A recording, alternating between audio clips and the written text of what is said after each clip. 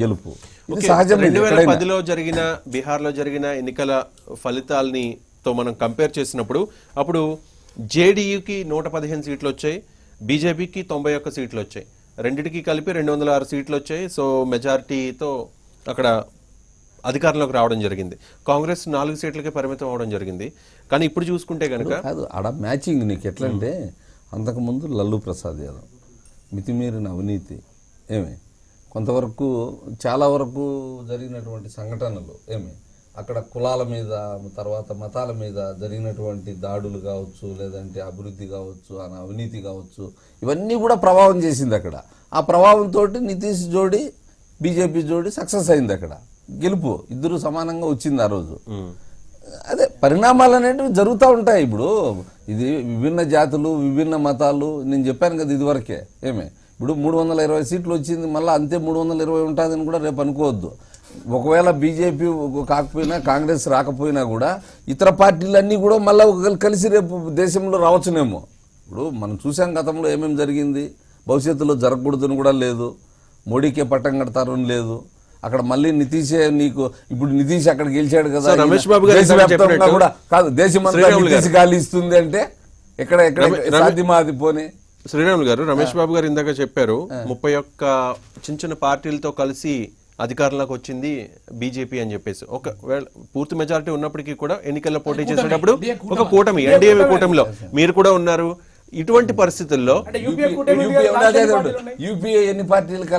ఎన్ని పార్టీలు అనేది పక్కన పెడితే శ్రీరాములు గారు ఇలాంటి సందర్భంలో 2014 ఎన్నికల 2014లో మంచి అపూర్వ విజయం తర్వాత, మొన్న ఢిల్లీ ఎన్నికలు, ఈ రోజు బీహార్ ఎన్నికల ఫలితాల తర్వాత ఇటువంటి పార్టీలన్నీ ఏం ఆలోచిస్తాయి?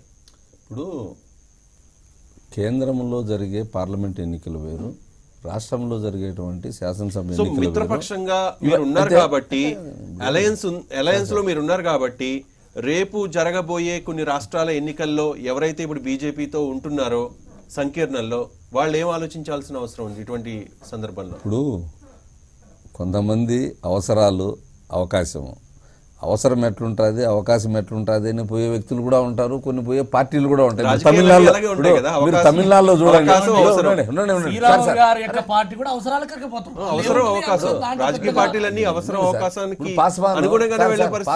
రమేష్ గారికి కూడా బాగా తెలుసు.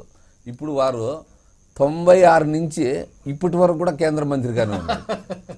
96 నుంచి ఇప్పటి వరకు కూడా కేంద్ర మంత్రిగా ఉన్నాడు. అంటే ఎన్ని పార్టీలతో పోయాడండి?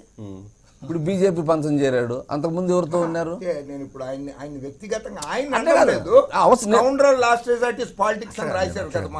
దానికి కాదు నేనేమన్నా అవసరాలు కాదు నేను ఎగ్జాంపుల్ అవకాశము అట్లా కాదు. ఇప్పుడు మనం అంత అది వద్దు, ఎందుకంటే అవకాశం అవసరం ఇక్కడ ఎట్లుంటాయంటే రాజకీయాల్లో అవకాశవాదము అవసరవాదము. ఇప్పుడు ఇక్కడ టీఆర్ఎస్ ఎందుకు ఆ విధంగా వ్యవహరిస్తూ ఉంది? ఇచ్చింది కాంగ్రెస్ కదా. ఇక్కడ మనం అట్లా తీసుకుంటే దేశం ముఖ చిత్రం తీసుకుంటే రాజకీయాల్లో ఇప్పుడు పంజాబ్లో అకాలీదళ్లతో కలిసి జట్టు కట్టారు, ఇప్పుడు వాళ్ళే విమర్శిస్తూ ఉన్నారు. శివసేనతో ఇప్పుడు అక్కడ జట్టు కట్టి పరిపాలన సాగిస్తూ ఉన్నారు మహారాష్ట్రలో. ఇప్పుడు శివసేన మొట్టమొదటి శత్రువులాగా విమర్శిస్తూ ఉంది ఈరోజు. దాన్ని ఏమనాలి మనము? కాబట్టి వాళ్ళ ప్రాంతాలు, వాళ్ళ పార్టీ, వాళ్ళ అభివృద్ధి, వాళ్ళ అధికారము వాళ్ళకు అవకాశము ఇవన్నీ కూడా వస్తూ ఉంటాయి దేశంలో.